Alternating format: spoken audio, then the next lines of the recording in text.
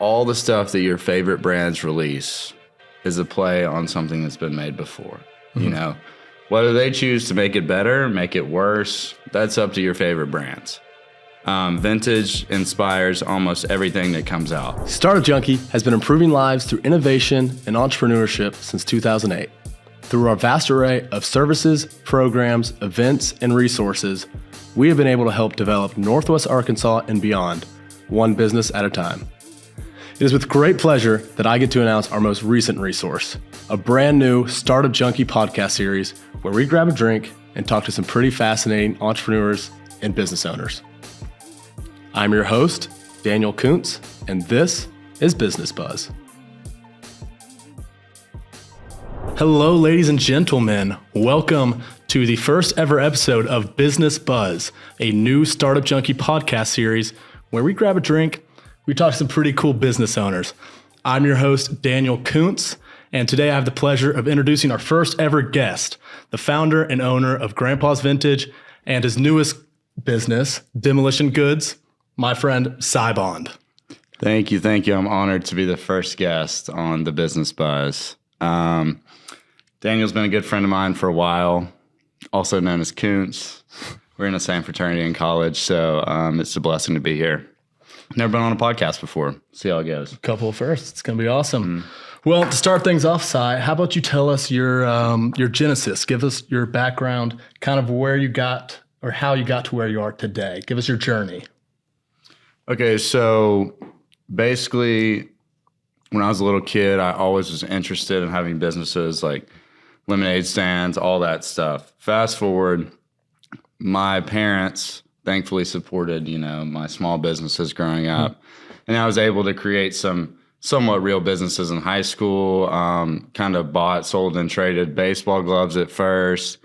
And then I had a Instagram account that was like fishing themed. I had significant amount of followers on there, much more than I actually have now on Grandpa's.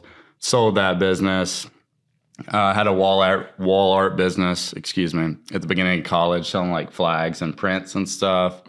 COVID actually crashed that business out, but I was able to sell it, thank goodness. And then I kind of took a break, started Grandpa's, stopped a summer, worked as a waiter, decided that was terrible, started Grandpa's again. And now we're going on the 4th year of Grandpa's Vintage. And I just started a new brand, Demolition Goods. So yeah, that's pretty awesome. It's cool stuff. I would first like to thank you for coming on the podcast, being our first guest.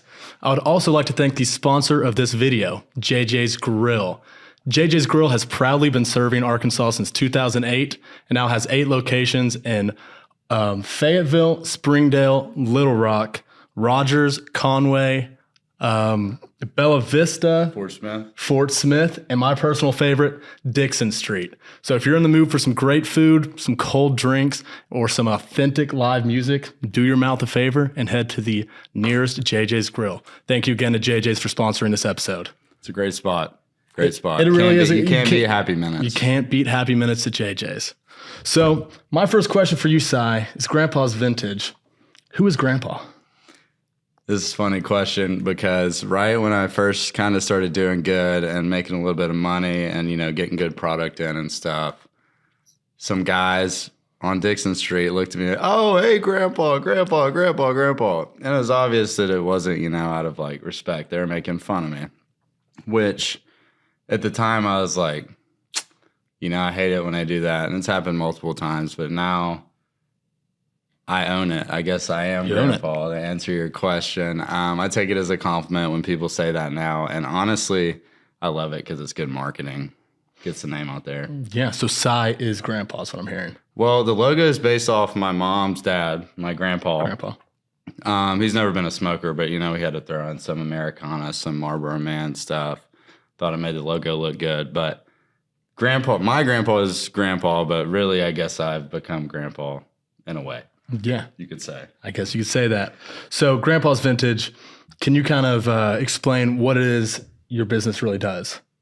I sell old clothes. I'm constantly searching through piles and piles of old clothes, mostly dirty. Yeah. And I pick out the ones that I think are cool. And so far, I pick out pretty decent ones. Definitely not a high-end dealer. like a lot of people out there, especially in different states, will sell vintage items, more so collectibles or stuff that holds real value for thousands and thousands of dollars. I more so serve like normal people who want a cool t-shirt, cool polo, nice pair of pants, stuff like that. Yeah, so you sell old clothes. And what are the avenues you sell that through? Do you sell those in person, or where do you sell the clothes? Used to, in college, our fraternity had T-Shirt Tuesday, which obviously fits into my business model. So I would go searching around Fayetteville for T-shirts, dump them out on my couch, sell them to all my friends. Then it was Snapchat. I had a private story. Then it was Instagram. I have a lot of experience on Instagram through, my fishing account. And I also worked for @Rap for a summer, unpaid internship. So I'm good at Instagram. I was able to grow that. And I sold a lot through Instagram DM, actually, which is great because it's no fees. Yeah. Nobody's coming in your pockets. Now I have a website. But before the website were the pop-up shops, which all my friends and people I'd marketed well to in Fayetteville showed up. And the pop-up shops are really what was able to allow my business to take off. I'm setting up with, almost 20 local businesses now, and I've only paid for a couple of them. Most of them are free because we collaborate so well together. Yeah, that's awesome stuff. I actually was on your page, your website earlier this morning, and I went to the available clothes section. There were, I think I counted 16 items per page, and there were 24 pages. So if my math's correct, that's just under 400 available items right now. Where do you get all these old clothes? So first, there's 400 items on the site, but for pop-ups, like I just said, there's a whole nother 300, 400 items. So anytime I'm holding 400 to 1,000 clean items, plus whatever I found lately, I get them literally from everywhere. Obviously, like a normal retail business, I have suppliers, right? Yeah. Like that's a given. I'm going to hit those people up, see what they have, see what they don't have. And then I have to go find the rest of it, like literally drive around and find it. Flea markets, estate sales, yard sales, every thrift store you could think of, I've been to it. Auction sites. There's this new app called Whatnot. People are video streaming, holding up T-shirts. I'm bidding on them. Like, it's a constant search. And that's the worst part and the best part of the business is that each item is unique. I have to continue to find items that I can only sell once. It's not like a normal brand where I can sell one T-shirt 10,000 times. Yeah, exactly. So it's a constant hunt. It's a constant hunt. How many hours a day do you think you are on that hunt? Sourcing inventory, it depends. Sometimes there's opportunities where I need to be sourcing as much as possible. And other times, say I spend a lot on inventory, I can save it. I can hold it for months, weeks, days, whatever I need to, If I find a bunch of sweatshirts in the middle of August, I'm going to wait till October to sell them, obviously. So the problem is finding what you need in that moment, which is why you have to know other people in the industry to trade with them, to do deals with them, know who likes what, and they know what you like. You have to develop business relationships with these people who, a lot of them don't even necessarily have a real business. They just have old clothes or have some reason that they've collected all this stuff. Yeah, so they just got a bunch of, like you said, old dirty clothes. So there's a bunch of trading going on as well. Yeah, there's a lot of guys around the state who I like to do business with. I don't do a lot of trades necessarily, but it's like a give and take. Yeah. If I find something they like, I'll sell it to them for a good deal. If they find some stuff I like, hopefully they'll sell it to me for a good deal. Yeah. You got to have people throw you bones, and you got to throw bones to people. It's just like any other business. Yeah, exactly. And speaking of your business, Grandpa's Vintage, do you have a team behind you, or is it just a one-man solo mission? I interviewed people and hired one guy last March. Shout out Patrick Hodgkins. He's the man. He's really nice on the camera. And he's more reliable than me. Really? He may be the best hire I ever make in my whole life.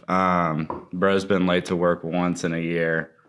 He's done every single thing I've ever asked of him. He has other jobs too. If you need freelance photography and you business owners, hit up Patrick. He's got a website. Hopefully Koontz can link that down here. We can do all the links. He's a great employee. Maybe maybe more hires to come. I need a TikTok intern. I don't know how to do TikTok really. TikTok's tough. It's not easy. I had some experience doing that last semester. It was overwhelming. It was that and Instagram are two completely different platforms, I feel like. I feel like I'm old when I get on TikTok. Yeah. Like I feel like my parents. I probably need to talk to my younger sisters more about TikTok, but some would say you feel like a grandpa. Maybe. I already do. I hurt my back this week. So. Getting up there. So you got a team of two beyond grandpa is what I'm hearing. Mm. And then you just launched a brand new business, Demolition Goods, correct? Yes. Can you tell us a little bit about that? So basically, if you didn't know, all the stuff that your favorite brands release is a play on something that's been made before. Mm-hmm. You know, whether they choose to make it better, make it worse, that's up to your favorite brands. Vintage inspires almost everything that comes out. So obviously, I'm seeing thousands of vintage pieces. I've always wanted to sell clothes, you know, through that fishing Instagram page, and I was selling T-shirts on there, and I've just been trying to sell clothes my whole life, basically. So I finally had some ideas and kind of pulled them together to make this new brand. At Demolition Goods on Instagram, demolitiongoods.com, using Shopify in the back end of that. But yeah, I'm trying to put it together. I didn't realize that having a second business means you have to work almost twice as much. It's crazy. It's crazy how the math works right there. You know, sometimes you don't think about things like that until you do them. So yeah, and Demolition, I saw something on your Instagram where you can get early access. How would I do that? So if you want early access to a Grandpa's Drop or to Demolition, this is very important. Go to the website, put in your phone number, and Grandpa will text you, or Demolition will text you a discount code. For a Grandpa, it's $5 off once. For Demolition, it's $5 off forever. Forever. So it's a pretty good deal. We won't annoy you. Yep. We'll just text you, say, hey, we dropped a bunch of new stuff. You should check it out. Here's your discount. It's that simple. And ship next day. It's fast. It's a fast turnaround right there. Mm-hmm. Well, kind of going back to what you were saying earlier about kind of hunting for these products and these vintage pieces, what is the most unique piece you have ever found?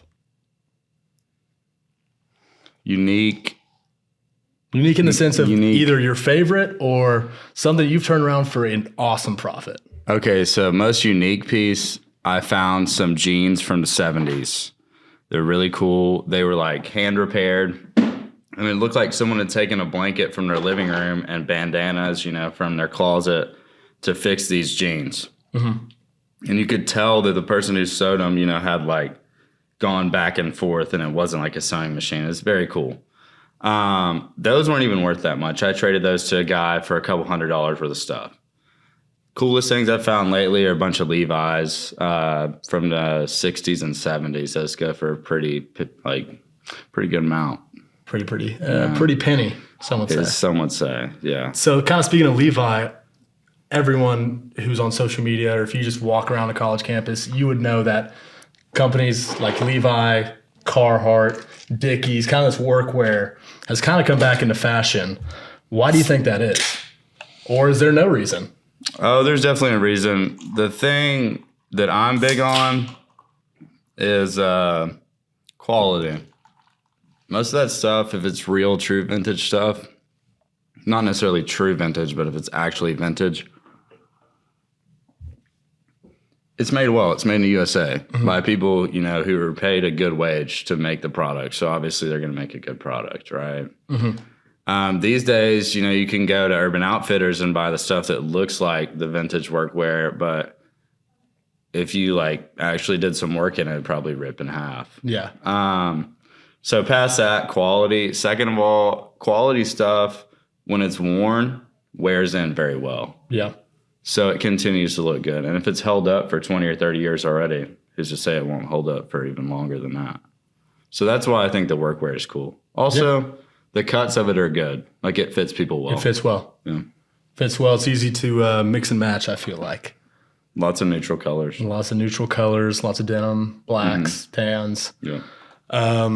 But kind of backpacking off that, for those of you who do not know Cy is probably the best dressed person I know. Giving out compliments here. Compliment. That's huge a huge compliments compliment. here. How did you kind of find your own unique style when it comes to dressing? That's crazy you ask, because I've been thinking about this a lot this week, especially trying to do designs for the new brand. I'm constantly thinking about things that inspire me. And a lot of it is stuff from my childhood. So when I played baseball as a little kid, I was always like trying to have the coolest glove, the coolest cleats, brand new bat, you know.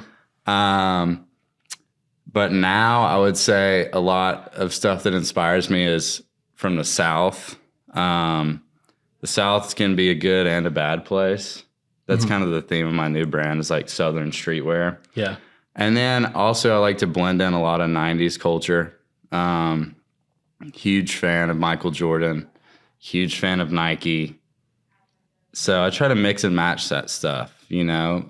Camo has been a best seller for Grandpa. I think camo is kind of on the way out right now, but I'm glad it really had its moment, because that's very, it really did. It's a Southern thing, and it continues to come back around. You know, camo will probably be popular again in 10 or 15 years. So, but Southern stuff inspires me, regardless of it being like fishing, hunting, just going outside, the culture, redneck culture. I feel like it's interesting and something that needs to be expressed in clothes, but can be cleaned up a little bit. Yeah, you know? absolutely. Yeah. As you mentioned earlier, me and Cy were fraternity brothers at one point, as of a year ago today. You were the T-shirt chair for Sigma Alpha Epsilon. You designed some T-shirts. What skills, what traits have you taken from that role into your new Demolition Goods line? It's funny because I just called the company that I actually made SAE switch to Houndstooth. I called them yesterday and I was talking to them about demolition stuff. But design-wise, they actually have really good designers at Houndstooth that help me with my ideas there. The connections, Mel works there, so that's who I was talking to, texting with yesterday. I'm not sure how much I've taken. It helped me learn what sells. You know, it helped me learn what sells, just like Grandpa's. To have a new brand, you know, you have to have an idea of what sells to what demographics and who. Yeah. I can't think of anything that carries over directly except for the relationships. Like, you just need whatever you want to do. Like, it could be roller skating, right? Yeah. You need to know like the roller skating rink owner and whoever's the best at roller skating, and like, you know, all that stuff. So just trying to meet people with similar interests, or, you know, who you could help or who could help you. It's all about the right people and the right resources, correct? I guess, yeah. I've never said it like that before. But it would make sense. More eloquent than me. Yeah, I don't know about that. But speaking of kind of resources, this is not your first time running in with Startup Junkie. Our CEO and founder, Jeff Amarine, he was your thesis advisor in college, was he not? Indeed. He gave me a great grade too. Thank you, Jeff. You're one of the reasons that I did really well in school senior year, slightly on accident. I wasn't necessarily as focused as I should have been, especially with trying to build Grandpa's up to the point. But Startup Junkie helped me with an idea, and it made me realize that my idea might not be the best idea. So I continued to pursue a different idea, Grandpa's and demolition. That may be the best help that you can receive sometimes. Is someone to redirect you in your thoughts. But I learned so much. I learned how underprepared I could have been, or I can be, because people like this are used to preparing you for big time real world ideas and stuff. Yeah, but when you're starting your own business, it's kind of just I usually think it's called Dunning-Kruger effect or something. When you start doing something, you know, anything could be roller skating. Like I said, you might think that you're really good. You're not. And you will find out that you're not really good a long ways down the road. But that's kind of like, you want to talk to people who are further along than you, who can kind of put you into perspective and help you figure out what your strengths are, if things are good ideas or bad ideas, or if they're okay ideas. Shout out Startup Junkie. Shout out Jeff. If you have an idea, bring it to them. Bring it to us. We can help you out with it. Or we can completely redirect you and tell you it's not a good idea. He never said it. He never said that I had a bad idea, but he just helped me realize that I was like $10 million and like 3 years behind a lot of other companies with a similar idea. Can I ask you what that original idea was? Basically, I had this idea. This is a great question because I want to talk about this anyways. The fit of your clothes is so important in being well dressed. And I've learned that like the hard way. Excuse me. Like if you wear something that doesn't fit well, you look silly. So my idea was to have an app that helps you buy clothes that fit. Because a large is not a large is not a large. You know, if you shop at Walmart, a large is different than if you shop at Lululemon. Exactly. Or if you shop at Grandpa's, it's different than a large at Walmart, right? A large at Walmart's going to be way bigger. So the app was supposed to like help you find clothes that fit and also recommend clothes that would fit you based on the current clothes in your wardrobe. Basically, it would like generate outfits for you and stuff. And like, I could have plugged in, I'm going on a podcast today. What should I wear? And the app would recommend something, recommend a new shirt from a store down the street. Yeah. But basically Snapchat, Google, Facebook, Apple, every big company is trying to do that. So I'm way behind. You're a little bit behind. You don't have the capital resources. Well, I'm just, trying to build some brands that maybe could sell on their app when they do develop it. So it still ties in. Yeah. But you kind of pivoted. You went what I would say is the right direction. So you're doing this full time now. This is your thing. It's one of my things. I want to do other things too, but I enjoy this right now. And I feel like it's an opportunity to learn. It's almost like I'm still in school. And don't get me wrong, I'm making okay money, but by no means am I going to buy a private jet off of vintage clothes or anything. Yeah. But I don't know. I'm kind of using it as a case study. Like every business I've had, I've been able to learn things and build off of it. And so I'm trying to take the next step with Demolition Goods, obviously have my own brand. Yeah. And you mentioned towards the beginning of the episode that your parents were always big supporters of your kind of passion for doing your own thing, starting your own little small businesses. Can you kind of touch on some of that support you got from them and how they made you feel supported, really? Shout out mom and dad. First of all, I'm very, very blessed in my family life. They basically, when I was a little kid, I would think that $100 was the most money you could have in the world. So I'd ask my dad for $200, to start whatever, to buy a baseball glove, to try to flip it for more money, or to build some new website for this brand I thought was going to be huge. I didn't even really know how to design or do anything yet. They supported this really small ideas that allowed me to like build a groundwork for how to run a real business, how not to, mess up your first drop, how to be organized, how to figure out if you're making money or losing money. Yeah. Which in my internship at another local business place, I learned a lot of people don't even know that if their business is profitable or not. So they allowed me to get a head start on this, and I'm very thankful for that.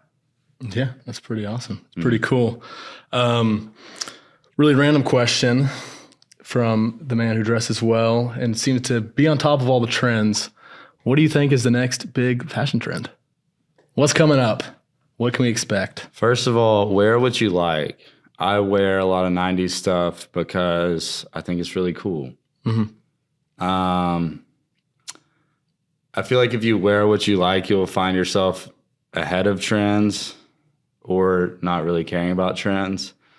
But trends, I think people are going to start dressing better, like more elevated stuff.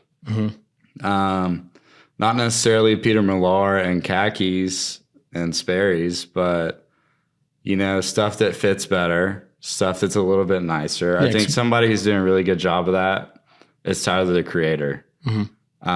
He brings like his fun personality, like laid back style, bright colors, and then puts it on like classic stuff like blazers and knits and button-up shirts and loafers. He dresses nice. He looks nice. Exactly. He pulls himself together, and I'm not very good at that. So, I may not be the best dressed person, in a couple of years, but I think people will start to combine that higher class style with like other elements. You could think that maybe potentially in a few years, baggy could be out.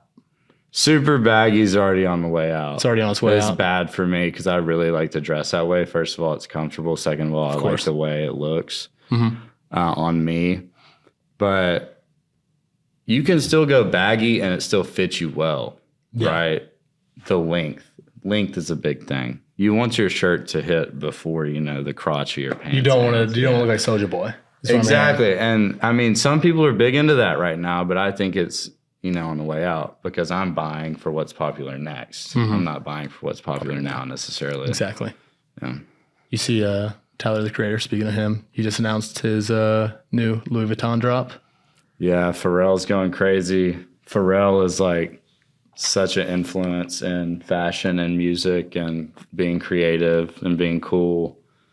And so is Tyler. I mean, they're on top of the world right now. And people have been kind of bashing Pharrell for not being like high fashion or original. I think he's just putting out stuff that he likes, and he's got the opportunity to be the creative director, is what he calls himself at LV. Yeah, creative director. He says he's not a designer. Not a designer, creative director. There's Respect a difference. to him. If he sees this, shout out. You're cool. Shout out Pharrell. Gotta love it. Well, this is typically a pretty unscripted podcast. We do like to ask one question at the end of every podcast. In the song Ooh La La, Ronnie Wood sings, I wish that I knew what I know now when I was younger.